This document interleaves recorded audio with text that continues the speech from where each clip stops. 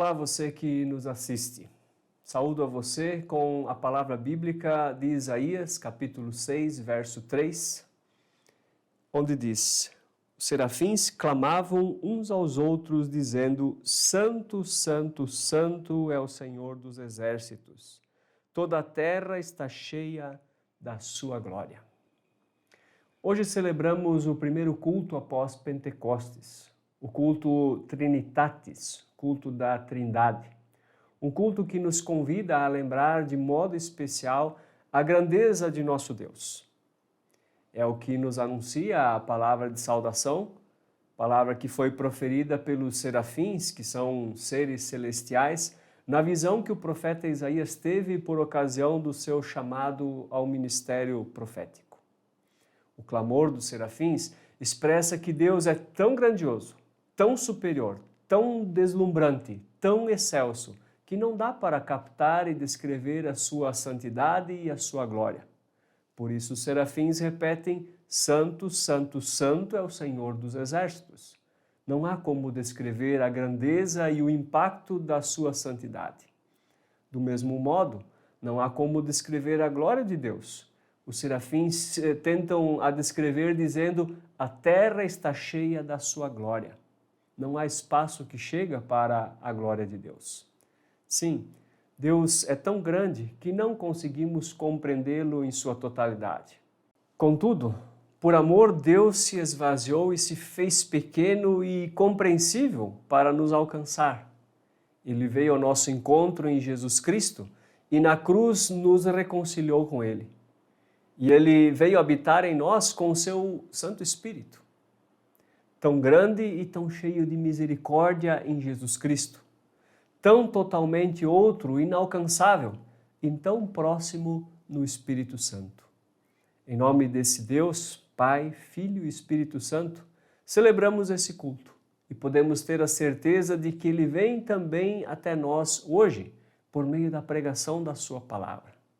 Conceda a Deus que nesse culto experimentemos o encontro com Ele, que Sua grandeza nos coloque em postura de adoração e que a Sua comiseração nos envolva em Seu amor. Convido você para um momento de oração. Amado Deus, nosso Pai em Jesus Cristo, louvamos o Teu nome porque habitas a eternidade, o alto e santo lugar. És grandioso e todo-poderoso. Agradecemos que em Tua bondade e misericórdia habitas com o contrito e abatido de espírito.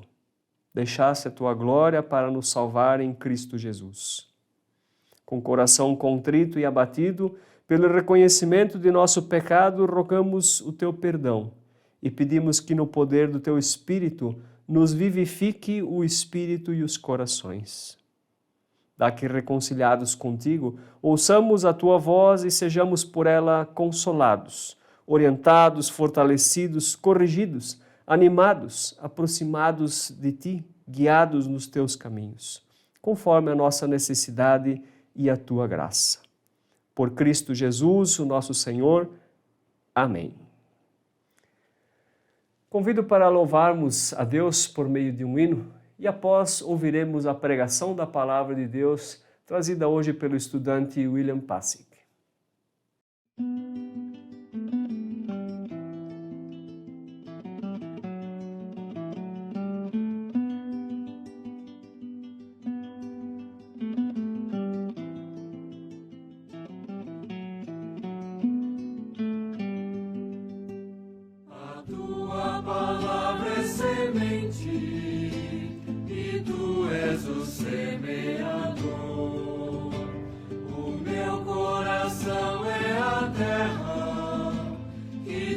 Semeaste, Senhor, a Tua palavra, a Tua palavra, a Tua palavra, Senhor, a Tua palavra, a Tua palavra, a Tua palavra é o amor.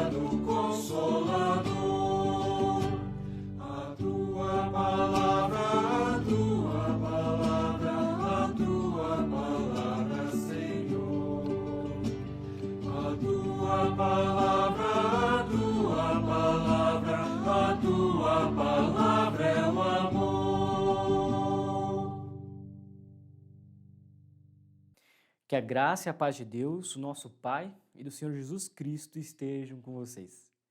Quero convidá-los para a leitura do texto da palavra indicada para hoje, de Romanos, capítulo 5, versículos 1 a 5.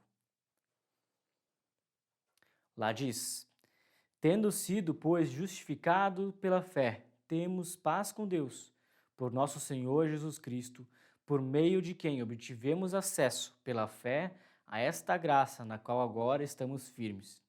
E nos gloriamos na esperança da glória de Deus. Não só isso, mas também nos gloriamos nas tribulações, porque sabemos que a tribulação produz perseverança. A perseverança, um caráter aprovado. E o caráter aprovado, a esperança. E a esperança não nos decepciona, porque Deus derramou o seu amor em nossos corações, por meio do Espírito Santo que Ele nos concedeu. O apóstolo Paulo aqui está na segunda parte da sua carta, aos Romanos. Na primeira parte da sua carta, dos capítulos 1 até o 3, ele falou a respeito da perdição de toda a raça humana, começando dos gentios, depois dos judeus. Paulo é enfático ao dizer no capítulo 3, versículo 10, que não há nenhum justo sequer. Meados do capítulo 3, Paulo vai explicar como Deus justifica o ser humano mediante a obra de Cristo na cruz. Pelo que Cristo fez na cruz de Deus, nos imputa a justiça de Cristo, de forma que, perdoados, nós podemos ser aceitos por Deus e livres do castigo pelos nossos pecados, que os nossos pecados merecem. Paulo fala da justificação pela fé ao final do capítulo 3. No capítulo 4, ele dá o exemplo de Abraão e Davi como exemplos de pessoas que foram justificadas pela fé e não por obras da lei. E no capítulo 5, ele fala agora dos efeitos dessa justificação. O texto que nós lemos traz um espelho da vida de quem chegou à fé. A justificação é o ato mediante o qual Deus nos torna justos, não inocentes. Inocentes nós nunca seremos, porque somos culpados porque nós desobedecemos a lei de Deus. Mas Deus nos justifica, Deus nos trata como se justo fôssemos, não porque Ele viu alguma justiça em nós, uma vez que não há nenhuma, mas porque Ele nos atribui a justiça mediante a obra de Jesus Cristo. Deus, na cruz, Ele toma a justiça de Cristo e atribui a nós. Há uma troca na cruz. Cristo recebe o meu pecado e eu recebo a justiça dele. Mediante essa troca, você continua sendo um pecador, mas um pecador que está em paz com Deus, um pecador justificado. A justificação é em si um ato de Deus e ela traz consigo 3 efeitos. E Paulo nomeia ele nos versículos que nós lemos anteriormente. O primeiro efeito, ou talvez benefício daqueles que são justificados, é a paz com Deus. O versículo vai dizer: tendo, pois, sido justificado pela fé, temos paz com Deus por meio de nosso Senhor Jesus Cristo. Em setembro de 1942, Hitler cometeu um erro crasso. Ele remanejou as suas tropas de forma precipitada para a região de Cáucaso, uma região de extração de petróleo da antiga União Soviética. Assim, de setembro, que foi quando aconteceu o remanejamento, até fevereiro, 500 mil de nazistas morrem na célebre Batalha de Stalingrado. Começa aí o fim da Segunda Guerra Mundial. No dia 25 de abril de 1945, Berlim é tomada, e no dia 30 de abril, o Terceiro Reich finalmente acaba. As tropas alemãs na Itália, na Holanda e na Dinamarca se rendem e 7 de setembro os japoneses se rendem também, dando assim o fim definitivo ao que nós conhecemos como a Segunda Guerra Mundial. E hoje, após 76 para 77 anos, o mundo vive um período de relativa paz. Mas a paz ao qual o trecho que nós lemos em Romanos é completamente outra. A Bíblia diz que, por conta dos nossos pecados, nós estávamos em guerra contra Deus, e Ele estava em guerra contra nós por conta de nossos pecados.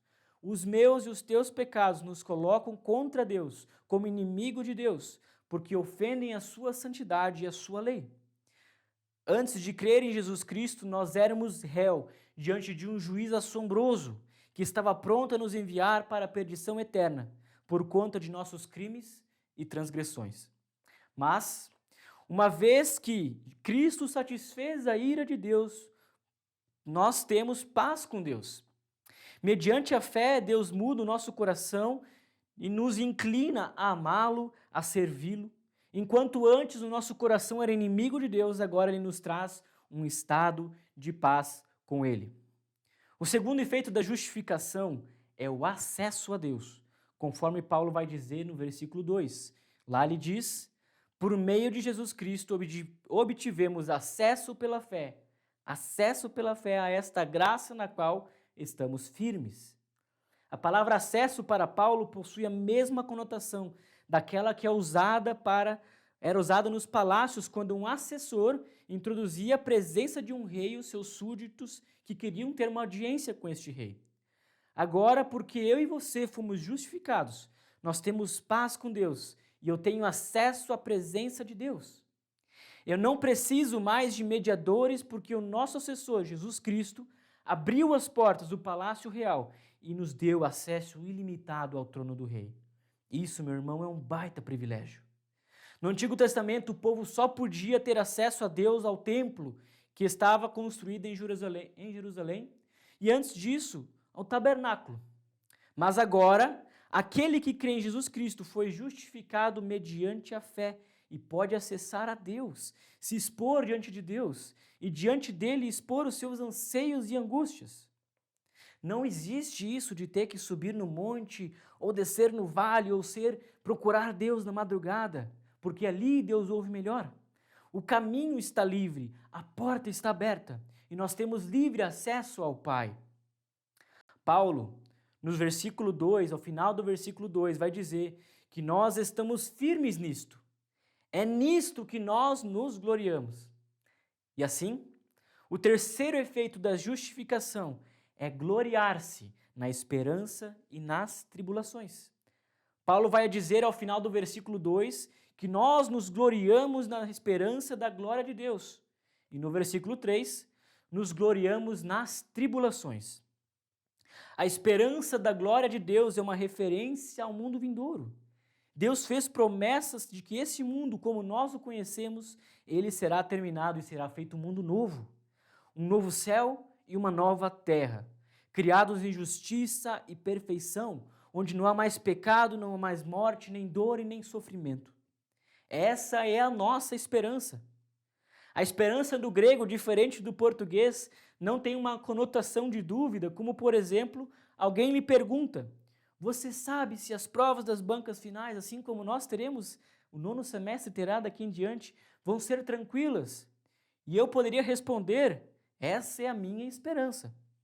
Como algo que é uma dúvida, algo que não se sabe certo se vai ser ou não. A esperança no grego, diferentemente do português, não tem uma conotação de dúvida. Significa para nós que algo que nós sabemos vai acontecer e isso é o que nós esperamos. A nossa fé se baseia numa esperança que a gente tem e pode ter a certeza de que vai acontecer.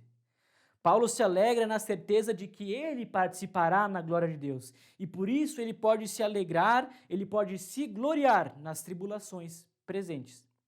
Uma vez que você entendeu e foi justificado pela fé, tendo paz com Deus, tem acesso à presença de Deus e Deus se manifesta em glória e isso nos consola.